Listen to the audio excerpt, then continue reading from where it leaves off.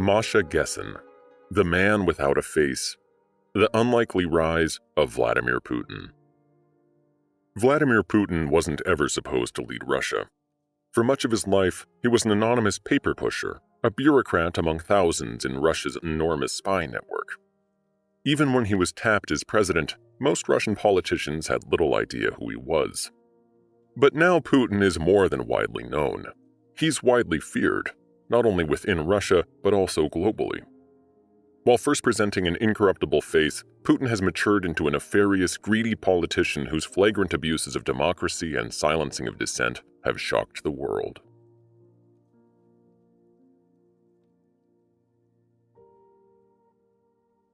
Point 1. Young Vladimir Putin was a fighter, quick to anger, but dreamed of being a spy. The story of Vladimir Vladimirovich Putin begins in the desolate years following the end of World War II. Leningrad, today's St. Petersburg, was a bombed-out shell, its people equally damaged. It was in this bleak environment that Putin's aggression and violent tendencies took form. The Putin family suffered during the war. Putin's soldier father had damaged, disfigured legs, and 2 children had died. Fortunately, they still had somewhere to live, an uncommon luxury. In 1952, Vladimir Putin was born. The family lived in a small 20-square-meter room with a stove in the communal hallway and a makeshift toilet in the stairwell. Putin called this place home until he was 25 years old. As a boy, Putin was easily angered. He channeled a lot of his aggression in his practice of the martial art Sambo, yet still was frequently involved in fights. As a result of this, he was excluded from the communist youth organization called the Young Pioneers. Putin's early life wasn't only hardship, however. Despite their close living quarters, the family had a telephone, a television, and even a summer cabin. How could they afford these luxuries? When Putin's father had served as a soldier in World War II, he had ties with the then state secret police, the NKVD. After the war, he remained in active reserve, so kept his factory job, and in exchange for giving information to the secret police, he received additional pay. It was around this time that Putin too became interested in spy work. When he was 16 years old, Putin approached the KGB, the Soviet intelligence agency, about a job. However, he was told that before he could join, he needed a college degree or army experience. So, despite not being an exemplary student, Putin applied to Leningrad University and was accepted. Point 2. Putin was bored with his job as a KGB bureaucrat, yet he witnessed the fall of the wall himself. After he graduated from Leningrad University in 1975, Putin's dream of working for the Secret Service became a reality. For most of his career with the KGB, however, he was a paper pusher, not a spy. He spent 4 years in the 1980s working for the KGB in East Germany. What's more, he was posted to Dresden, not Berlin. His work consisted of collecting newspaper clippings and writing reports. In Dresden, Putin and his wife were neighbors with other Russian KGB officers. Perhaps depressed at his situation, he had gained weight from drinking too much beer. His most significant professional accomplishment was purchasing a U.S. Army manual from a student for 800 German marks. In the late 1980s, things began to change. Even though communist resistance movements began to take hold across Eastern Europe, Putin maintained his loyalty to the KGB and the Soviet Union. In 1989, riots and protests in East Germany signaled the beginning of the collapse of the entire communist edifice. East Germans in Dresden saw a way to freedom, and as borders opened, they hopped on trains to Prague and Warsaw in order to reach West German embassies. As the Berlin Wall fell, so did the giant secret organization created to control East German citizens, the Stasi. Protesters swarmed Stasi headquarters in major cities. When they approached the Dresden offices where Putin worked, he claims to have talked to the protesters himself. Yet, aware of the threat, Putin returned to his offices and burned sensitive documents while requesting help. While the army later arrived to defend the building, it was clear that Moscow would do no more. The state that Putin had been devoted to had left him defenseless in East Germany. Angry and confused at the events following the fall and East Germany's interference with Soviet businesses, Putin and his wife soon returned to his parents' house in Leningrad. Key point 3. With the Soviet Union crumbling, Putin played his cards close to see who would emerge victorious. When Putin returned to Russia, he found the country changing rapidly and profoundly. The pinnacle was when the KGB, in cooperation with government hardliners, attempted a coup against Mikhail Gorbachev. Gorbachev had, as part of his reform program called Glasnost, which means openness, freed imprisoned dissidents, rescinded hardline policies made under Stalin, and given Russians access to previously banned books and Western radio. In 1989, in a wave of openness, many pro-democracy politicians were elected to parliament. Among these was law professor Anatoly Sobchak. After Dresden, Putin was still a member of the KGB, yet he became an advisor to Sobchak while working at his alma mater, Leningrad University. To curb the overarching power of the KGB, Gorbachev had created the Committee for Constitutional Oversight. Yet this did little to keep the KGB from spying on pro-democratic politicians. In August 1991, the KGB, in cooperation with a group of politicians, went forward with their coup, placing Gorbachev under house arrest near the Black Sea. Putin considered his options, and in a bid to protect himself in case the coup failed, he tried to distance himself from the KGB, saying he had handed in his resignation before the coup, but that the KGB had lost the letter. In partnership with Sobchak, who wasn't as pro-democracy as he initially claimed, Putin stayed close to political circles and essentially played both sides of the coup. While protesters fought to protect the actual pro-democracy politicians, Putin and Sobchak continued to position themselves. Putin allegedly sent in yet another resignation letter to the KGB while Sobchak gave public speeches encouraging pro-democracy protesters to continue the fight. Yet Sobchak's speech apparently was approved by the coup junta beforehand.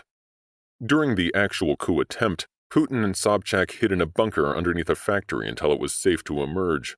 That is, until 2 days later, after the coup attempt had failed. Key point 4. In the chaotic 1990s, ordinary Russians suffered while Putin and co. amassed small fortunes.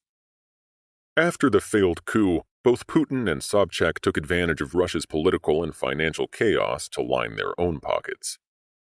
In May 1991, Russia suffered a food shortage. Putin negotiated with a German company to import meat to Russia, yet in return, as Russia had no cash, he agreed to export some $92 million worth of natural resources. Apparently, the paperwork for the deal was so shoddy that, in reality, some $1 billion worth of commodities were exported abroad. And while Putin's negotiated contracts were actually legally void, he still benefited from a kickback of some $34 million, a deal that could have got him fired had Sobchak not been there to protect him. In 1993, shortly after President Boris Yeltsin dissolved parliament but before he established a new constitution, Sobchak convinced him to break up the St. Petersburg City Council. Sobchak himself then led the city until elections 1 year later. In the interim, Sobchak gave his friends and family cushy apartments, while the city infrastructure buckled and some 75% of residents lived in poverty. Sobchak meanwhile tried to bribe the press to polish his public image. Yet when he ran for the office properly in 1996, with Putin as his campaign manager, he lost. Sobchak was soon arrested on corruption charges, yet fell ill and was placed in a hospital.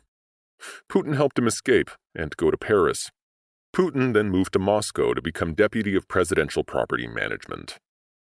Putin's fortunes turned for the better in Moscow. In 1998, he became head of the FSB, the successor of the KGB. A year later, he was able to have the corruption charges against Sobchak dropped.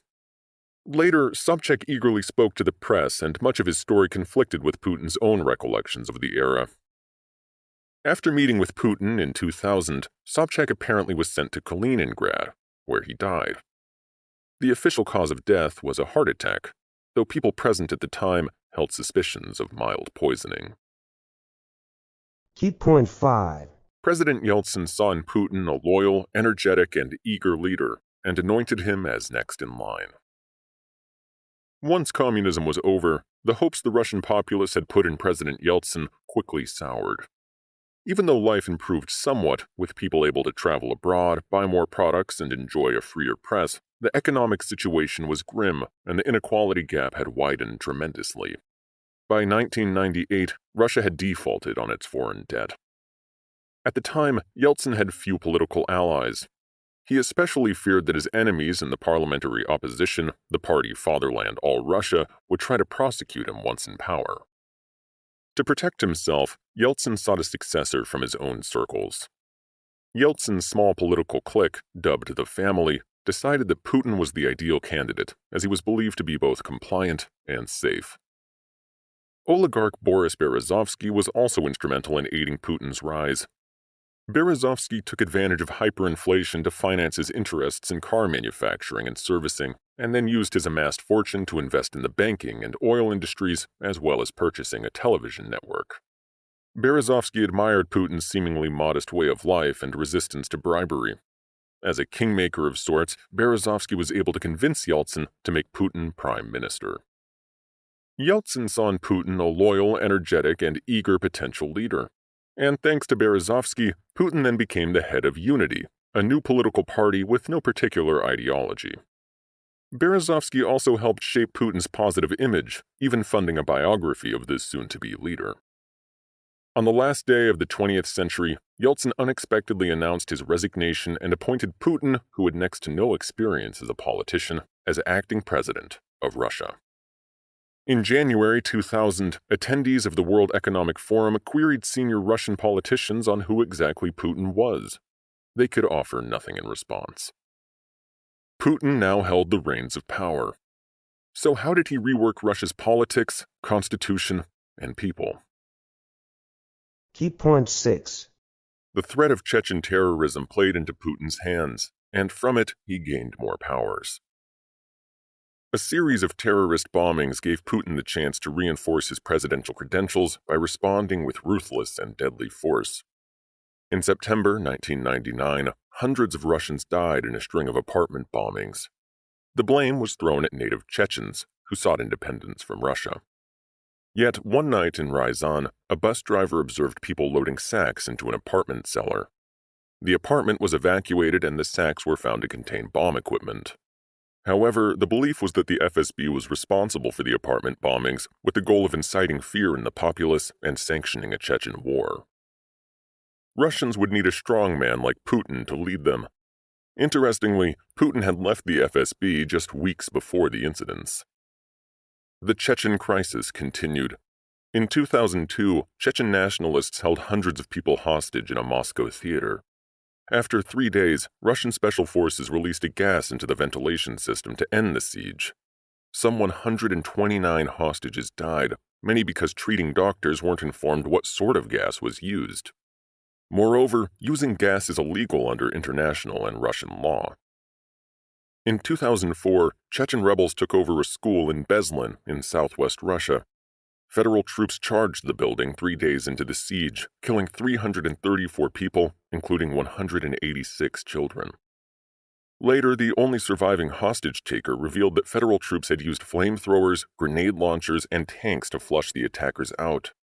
The barrage was so severe that hostage takers had tried to shield the hostages from the quote-unquote rescue attempts. After the siege, Putin declared that Russia needed to be stronger. Governors, the lower house of parliament, and mayors were to be appointed rather than elected. Votes applied to parties, not candidates, and all bills were to be reviewed by a special chamber of deputies appointed by Putin. Key point 7. Putin's climate of fear silenced opposition, yet some whistleblowers still tried to take him on. Putin's policies created a climate of fear. Some entrepreneurs were able to take advantage of the profits amid privatization, yet those who disagreed with Putin were quickly cut down, losing their fortunes or their freedom. Some even lost their life. Entrepreneur Vladimir Guzinsky created a media empire, establishing Russia's first independent television channel. Yet Guzinsky didn't support Putin's presidential campaign and aired a program that implied the involvement of the secret police in the 1999 apartment bombings. On Putin's second day as president, armed men invaded Guzinsky's media company, taking documents with them. An arrest was issued for Guzinsky on fraud charges, but he went into exile. Later, a leaked document revealed that Guzinsky had exchanged his media empire for his freedom. People who worked with or played a part in Putin's rise to power soon witnessed his ruthless side, and some openly criticized him. Putin's old friend Berezovsky even lambasted the president's anti-democratic reforms. Berezovsky was then charged with fraud and, as a result, decided to remain overseas. His assets were either stripped from him or coercively sold at low prices. Further investigation into the siege of the Moscow theater revealed new details. Alexander Litvinenko, a former Russian Secret Service officer based in London, had learned that one hostage-taker, Kempasha Terkabayev, had vacated the theater safely before the deadly end of the siege. Litvinenko gave his information to pro-democracy politician Sergei Yushchenkov and journalist Anna Politkovskaya. Yushchenkov, only 2 weeks afterward, was shot dead. Politkovskaya, however, interviewed Terkabayev, and although he was renowned for boasting and lacking discretion, said he worked for Moscow and the FSB, of which Putin was the former head. Yet these tentative revelations went no further. Terkabayev died in a car crash in 2003. Politkovskaya was shot dead, and Litvinenko died from a curious case of radioactive poisoning in London in 2006. Key point 8. Friends of Putin go far, controlling much of Russia's wealth. Enemies find themselves in jail. When Putin first entered politics in the 1990s, he was viewed as incorruptible. This first impression, however, soon changed drastically. Putin has an estimated $40 billion in assets, including a palace on the Black Sea worth $1 billion, all of it accumulated through unabashed thievery and shady business deals. But how did he do it? Some of his wealth can be traced to the cuts he took from donations made by oligarchs to fund medical equipment for hospitals and medical facilities. Yet, on a smaller scale, Putin bizarrely has been witnessed stealing in public. For example, when he met Robert Kraft, the owner of the New England Patriots, Putin asked to try on his Super Bowl diamond ring, yet never returned it. Those wanting to expose Putin should be wary, however, unless they are willing to lose everything in the process. The story of Mikhail Khodorkovsky is a potent example. Khodorkovsky became an oligarch through government loans and his subsequent control of Yukos, a large Russian oil company. Also a philanthropist, he later created the Open Russia Foundation, which helped fund non-governmental organizations and other social projects. Khodorkovsky even hired international auditing firms such as McKinsey & Company and PricewaterhouseCoopers to evaluate his companies, and he would speak publicly, as well as to Putin directly, about how corruption was destroying Russia. When Khodorkovsky questioned the president of state oil company Rosneft about the lawfulness of a merger, however, Putin cut in, berating Khodorkovsky for his opinions. Shortly afterward, Khodorkovsky was arrested on charges of tax evasion and fraud, and after a show trial, was sent to a penal colony. Amnesty International considered him a prisoner of conscience, hardly commonplace for a billionaire oligarch. Khodorkovsky's oil company was then auctioned, unsurprisingly, to a company run by an ally of Putin. Key point 9. Activists or anyone opposed to Putin's rule were quickly quieted or moved out of the way. It could be that only in the 1990s was Russia a quasi-democratic country. As he came to power, Putin crushed this democratic progress and placed restraints on a free media. In March 2000, Putin was elected president with 53% of the vote and without a campaign. Within months, he'd altered the upper house of parliament, having members appointed rather than directly elected, and enabling them to be removed on any grounds. And within a year, all federal television channels were under state control. In the 2004 presidential election, Putin won 71% of the vote. At the end of his second and final term in 2008, he selected Dmitry Medvedev as president, and Putin himself became prime minister. The prime minister's role traditionally isn't a powerful one, yet Putin as prime minister exerted more power behind the scenes than Medvedev did as president. Presidential term limits were also extended to 6 years. In 2010, Transparency International reported that Russia was 86% more corrupt than other countries. Putin and his government actively suppressed and threatened reformers, activists, and anyone who challenged his political rule. In 2005, chess master Garry Kasparov tried to campaign against Putin. But suddenly, venues he planned to speak at closed for nonsensical reasons, and the state-controlled media stopped reporting on his talks. In 2011, Putin brought two dummy political parties together to represent a more left-wing view and a more right-wing view to contrast with his own political party. He opted for Mikhail Prokhorov, one of the richest men in Russia, to lead the right. But when Prokhorov refused to participate, he was then excluded from his own party. Putin's party went on to win 49% of the vote in the 2011 parliamentary elections, though independent observers witnessed major infringements in 134 of the 170 Moscow precincts. In 2012, the Russian parliament prohibited foreign funding for non-governmental organizations and made espionage and treason laws applicable to any citizen. The same year, the band Pussy Riot were imprisoned for 2 years for playing an anti-Putin song in a cathedral. Key point 10. The few people who have seen beyond Putin's mask find the politician narcissistic and heartless. You can't have missed the press photos of Putin conquering nature, riding around bare-chested on horseback. It is crucial for him to appear strong and powerful at all times. Other shots have Putin subduing wild animals like Siberian tigers or polar bears, but environmental bloggers and locals claim that these animals were taken from a zoo or captured days before. Putin also received media coverage for diving into the Black Sea and quote-unquote discovering some ancient Greek jars. Yet these too were a plant, another public relations stunt for the powerful leader. Putin once announced to a friend that he was an expert in human relations. However, it is clear that Putin is a poor communicator and lacks empathy. In 2000, months after his presidential inauguration, rusted torpedoes on a Russian nuclear submarine doing maneuvers in the Barents Sea exploded. The crew, with some 118 men aboard, were stranded. Norway and Britain offered assistance, yet Russia refused for security reasons. 5 days after the accident, Russia changed its mind and asked for assistance. A full week after the disaster, a Norwegian crew was able to rescue the submarine. There were no survivors. As the news of the disaster reached Putin, he opted to stay in his Black Sea holiday home for a few more days. Much later, he visited the town where the submarine had been stationed.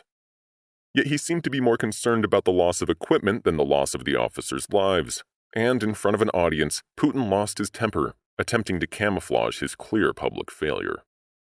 Later, Putin was interviewed on the U.S. talk show Larry King Live.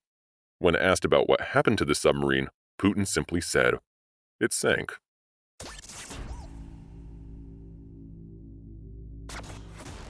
Thanks for listening to our Bookbytes to the Man Without a Face by Masha Gessen.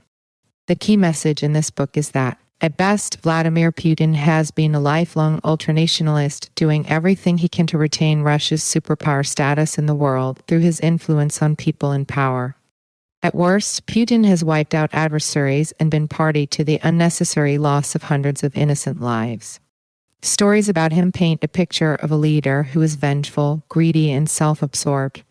Here is some actionable advice. Read multiple independent sources for news on current affairs, politics, or economics. Putin's nationalization of the media within Russia highlights that the stories we're fed are rarely unbiased. News from major outlets often promote a particular worldview funded by corporations or governments. Instead of taking everything you hear or read at face value, inform yourself with multiple news sources and make up your own mind.